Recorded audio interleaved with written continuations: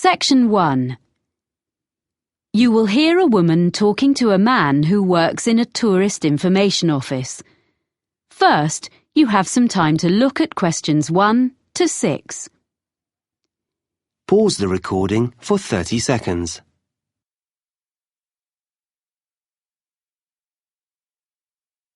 You will see that there is an example that has been done for you.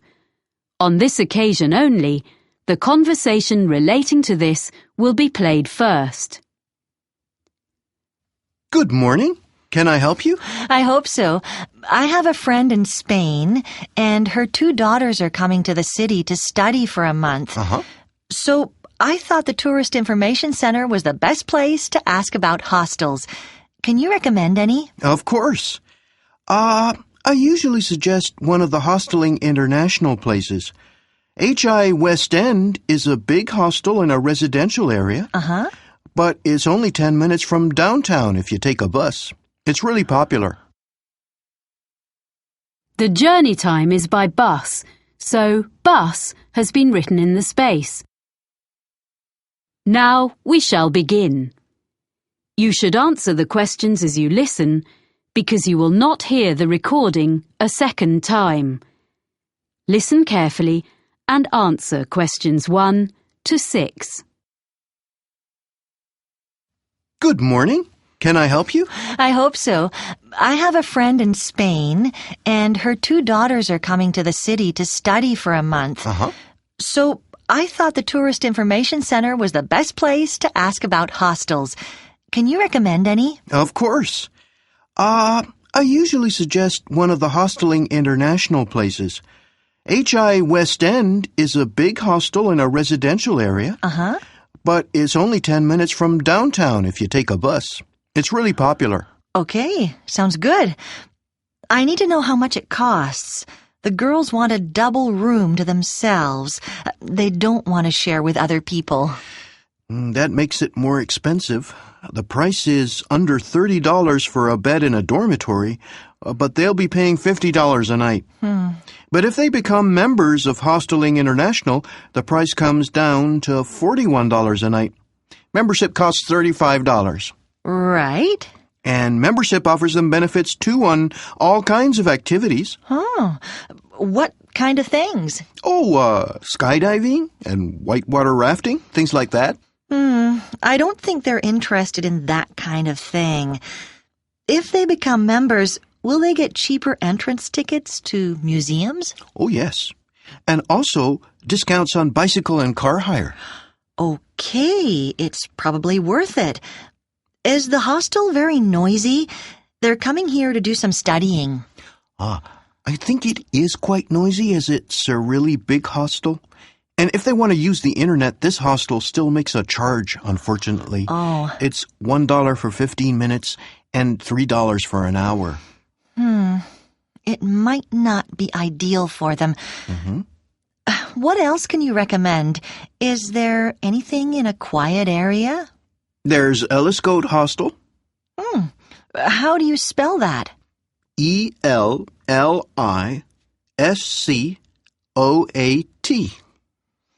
I've never heard that name before. And where is that? It's on the beach looking over the bay. Here, look on the map. Oh. It's quiet, but not far from Dragon Island. There's plenty going on there in the evening. Oh, that's a nice area. And if they want to go to Dragon Island, it only takes a couple of minutes to walk down to the ferry. So how much is a room there? It's in such a nice spot that the rooms are a bit more expensive. They're $62. Does that include any meals? Unfortunately not.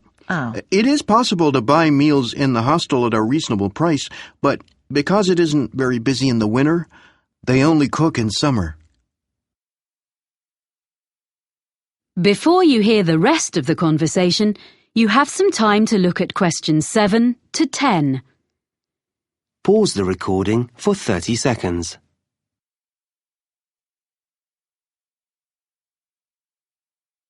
Now listen and answer questions 7 to 10. Oh, I think I know the place you mean. It's an old building, isn't it? Yes, it's well known as it's one of the oldest in the city.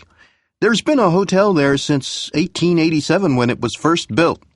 It was turned into a hostel in 1985, and they've invested a lot of money restoring it inside. They'd like that. But I'm just looking on the map at where their college is. It's right in the center. It is a bit far for them from there. The hostel actually has scooters for hire at a very good price, so they could do that. It would be quicker than cycling or walking to the center. It is a bit expensive, but it sounds like the best one so far, unless there's something a bit cheaper. Okay, what about the backpackers hostel? That's not so expensive. It's in a side street in the entertainment district.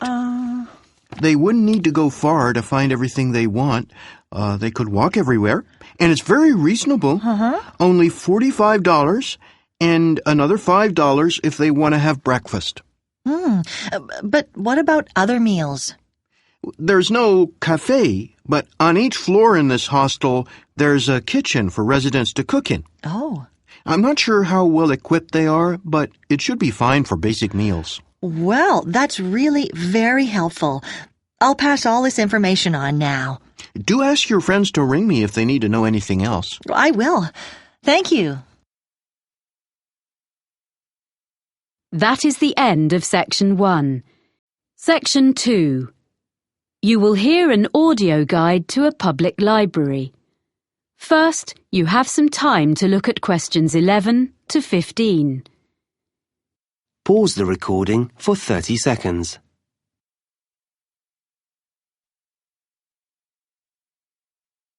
Now listen carefully and answer questions 11 to 15. Welcome to the Selmore Public Library, which has just been reopened after major refurbishment. This tour will introduce you to the building and its services. At any time, you can stop the tour. We enter by the cafe, and our tour begins at the issue desk. If you stand between the information desk and the issue desk and look at the opposite wall, you will see shelves of books in the left-hand corner. This is where you will find a large number of novels and short stories. They are arranged alphabetically. If you are looking for something in particular, and it's not on the shelf, you can reserve it. The next area, directly opposite the issue desk, is a section where people can study. The library provides computers for users free of charge on the next floor, beside the reference books. But this area is for people to use their own laptops. You should ask for the internet passcode at the information desk. In the right-hand corner of this floor, there is a cafe. A selection of daily newspapers is always available there, but you can also take magazines into the cafe to read while you have a drink. You will find these on the racks to the left of the cafe, and there is a large selection. They are for reference only and cannot be borrowed, but you are welcome to photocopy any articles of interest. We ask you to return them when you have finished. You are not allowed to take fiction or any other books from the shelves into the cafe. Next to the cafe is the exit door leading to the stairs and escalator to the other floors. The largest collection of books in the library is fiction, and the next largest is non-fiction, which is in the corner of this floor opposite the cafe. These can all be borrowed, as opposed to the reference books on the next floor, most of which cannot be taken out of the library, but they can be photocopied. There are several photocopiers available for this purpose downstairs in the basement. To one side of the issue desk is a door leading onto a gallery. This was added to the library as a public space where talks are given once a week on a Saturday by visiting authors of both fiction and non-fiction. It also houses the biography section. There are notices advertising the talks in the study area. Any books that you want to borrow should be taken to the issue desk. Before we leave this floor, I will give you some information about using the library. There are also helpful notices by the information desk. Before you hear the rest of the talk, you have some time to look at questions 16 to 20. Pause the recording for 30 seconds.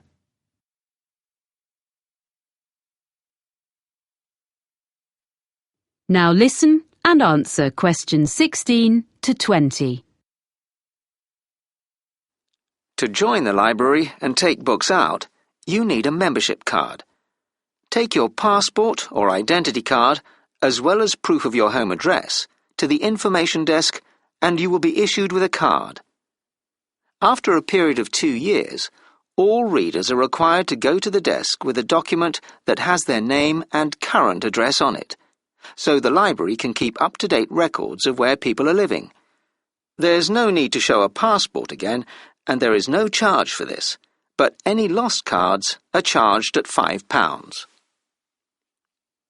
If you can't find the book you want on the shelves, you can reserve it. If it's in another library in the city, we can usually get it for you within a week. If someone else has borrowed it, it can take a few weeks. Either way, we notify you by phone or email when the item is available to be picked up. We will hold it for you for 5 days. Books can be borrowed for 14 days and can be renewed for a further 2 weeks. Children's books also have a 2-week borrowing period. The same system exists for CD-ROMs and CDs, but DVDs, both children's and adults, can only be borrowed for up to 7 days. It isn't possible to renew them.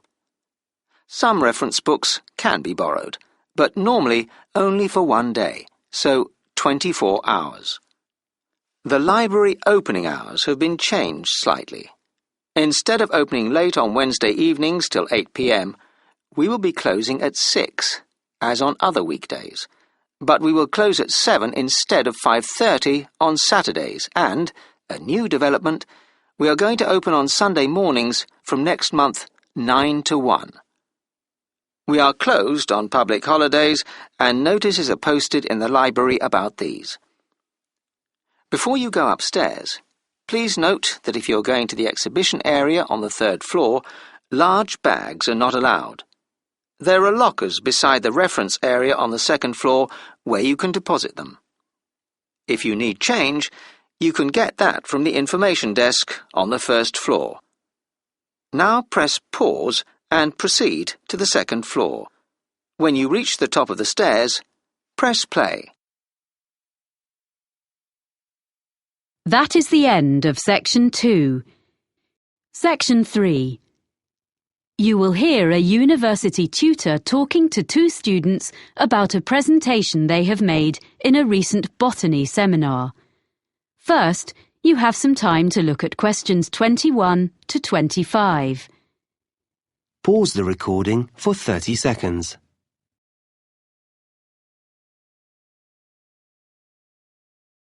Now listen carefully and answer questions 21 to 25. Well, Anita and Lee, that was an interesting presentation you made about John Chapman. Thanks. There are a few points I'd like to run through before you write it up.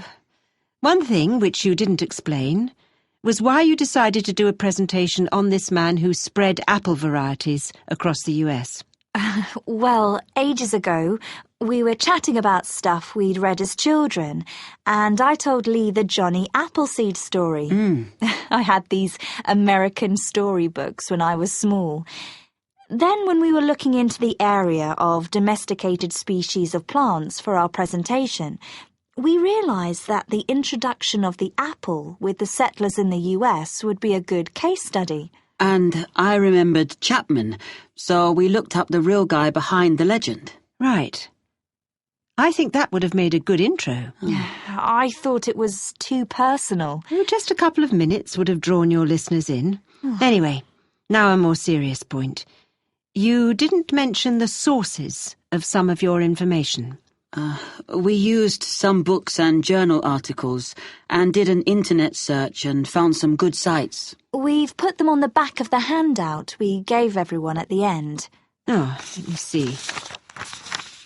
Oh, here it is. Johnny Appleseed, Man and Myth, 1967.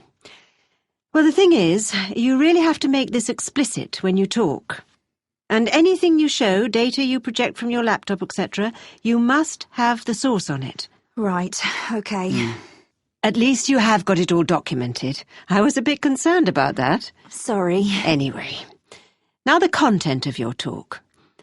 What your listeners wanted to understand was whether there were apples in the US before the Europeans started to live there. Well, you told us the early settlers had brought young apple trees, but that few of them had thrived because the climate was harsh. But what about native species? I don't think you were very clear about species already there. According to what I've read, there were some crab apples, but that was all. Everything that people now think of as traditional American apples was species that the Europeans either introduced or bred by chance. Because they tended to sow seeds rather than use grafting. Yes, quite. But what to me was fascinating, and I saw most members of your audience start to take notes, was when you discussed how the apple genes spread via the Silk Route into Europe from the wild apple woods of Kazakhstan. Yes, well, I'd like to have said more about the development of grafting in ancient China as a way of producing predictable varieties. It was so early in history. But it's the natural development of the original wild apple into new species that people wanted more about, which says a lot for your presentation. You enthused your audience. So now we need to discuss the form your follow-up work will take. Are you going to produce a paper? Or are you thinking of putting it all up on the department website? I felt we could do both, and we could do a poster of some of the data. But Lee wasn't sure. No, I think it would be enough to use the website. We can offer a link to our email for queries. That would save time and trees. I think Lee's right. A poster would be nice, but it'd take too much time. Okay. Before you hear the rest of the conversation, you have some time to look at questions 26 to 30. Pause the recording for 30 seconds.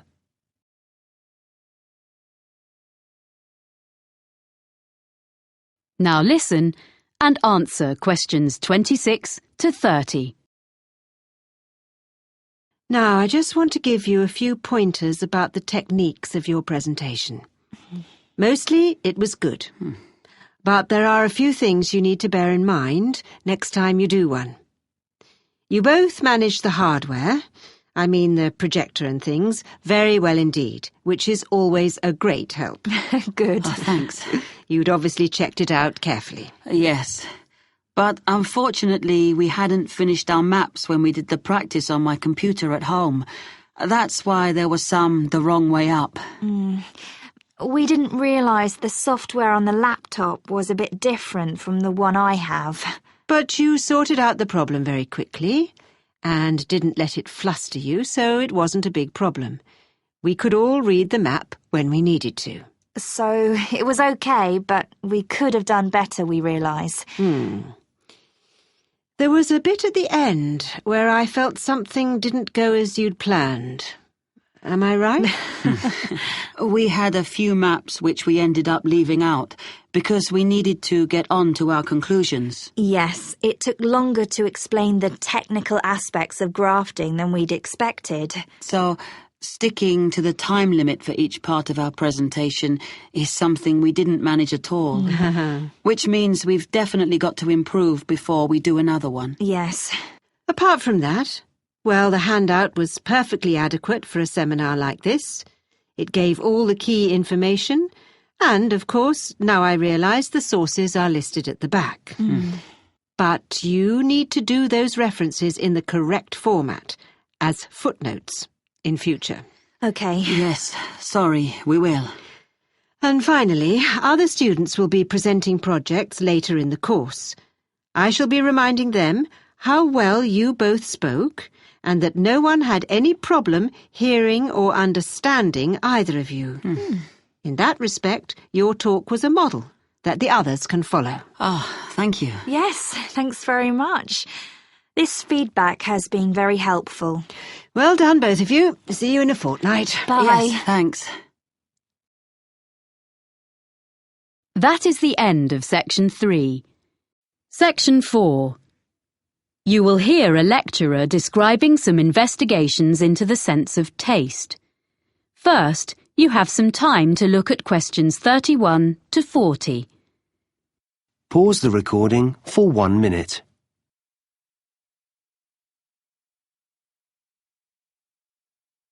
Now listen carefully and answer questions 31 to 40. This morning, I'm going to describe for you a few of the kinds of experiments that have been used to investigate the sense of taste, which is now recognised as being a far more complex and important area of neurological science than was previously believed by most people. The results of some of these experiments can be quite fun, and I shall suggest that you may want to choose one or two to try out in groups before having a go at designing a new experimental procedure of your own and trying to pinpoint the cause of your findings. The first one concerns a marketing exercise by a soft drinks company. The green colour of some cans was altered by the addition of yellow, so they were a brighter green. Then, test subjects were asked what they thought about the flavour of the drink in the new style cans, and they stated that there was more lime in the drink if it was in the ones with the new colour. Now, this was because the brain picks up cues from the way the product is presented, as well as the product itself, which trigger taste sensations. Before food was packaged, humans used colour to gauge the ripeness of fruit, for example. Next, there's the old problem with chewing gum. Everyone knows that after a few minutes chewing, it loses its minty flavour. However, if you ask people to chew up to the point where it becomes tasteless, and then ask them to eat a little sugar and continue chewing, to most people's surprise, what happens is that the original mintiness actually returns, because it is the sweetness which is needed to make the mintiness perceptible. So, combinations of flavours can be significant, as the brain needs one of them in order to recognise the other. Another experiment demonstrates something we've all done. Drink half a fizzy drink straight from the fridge and then leave it at room temperature for a while. Take a sip and you may well decide you don't like it. The warm drink is too sweet to be refreshing. So, put the rest back in the fridge until it's chilled again. Now try it. Much better. Of course, the sweetness doesn't change. It is our perception, because how sweet it tastes depends on the temperature. The extent to which the drink is sweetened is less evident if the drink has been cooled. Another interesting result has been derived from experiments with sound. One of these involved eating crisps. Subjects were put into soundproof rooms and given batches of crisps to eat. As they ate, the sound of crunching which they made as they ate the crisps was played back to them. This was adjusted so that they sometimes heard the crunching as louder, or at other times more high-frequency sounds were audible in the sound feedback that accompanied their eating. Fascinatingly, if the sound level was louder or higher frequency, they reported that the crisps were actually fresher. Of course, the crisps were in fact the same every time. So, it was clear that the level and quality of what they were hearing was influencing their taste perceptions. So, we've looked briefly at colour, at complementary flavours, at temperature and sound. It seems that all the senses are working together here. But what about the sense of touch? A number of experiments have been done in this area. If you take, for instance, cheese sauce and prepare different versions, some thicker and some thinner, but without any alteration in the strength of flavour, What do you think the subjects perceive? Yep. If the sauce is thicker, they'll say the cheesy flavour is less strong. It was clear that the thing that was influencing the subject's judgment about the flavour of the sauces was the texture of each one. Now, this result is important for dietitians as well as marketing executives. Lastly, another variation on the two flavours theme. This concerns the capacity of the brain for bridging a sensory gap. The subjects in this experiment stuck out their tongues so that the testers could drip two liquids onto them simultaneously, one strawberry flavoured and one sugar flavoured.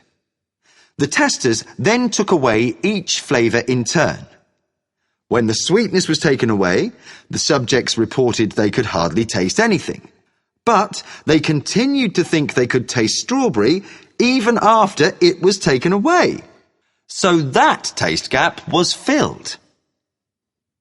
Well, that's just a quick look at some of the examples in the current literature. The references will be in the handouts you'll get at the end of the session. Now, let's see about trying a few of them for ourselves. That is the end of section 4. You now have half a minute to check your answers.